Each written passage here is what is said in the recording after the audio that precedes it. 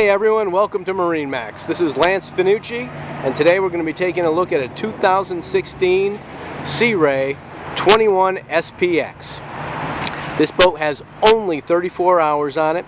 It's got the 4.3 liter Merc Cruiser 220 horsepower engine in the back, has a bimini, and a whole bunch of other features that let's climb aboard and take a look at.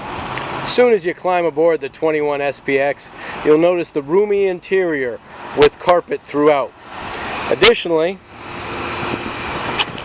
the large sun pad on the back of the boat with SeaDek anti-slip coating on the entire SeaDek.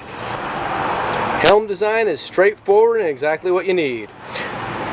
All the gauges right in front of you with the depth finder, and the captain's chair with the binnacle and cup holder right in place where it should be. On the passenger side, you also have storage right in the compartment in front, and ample seating for all of your guests.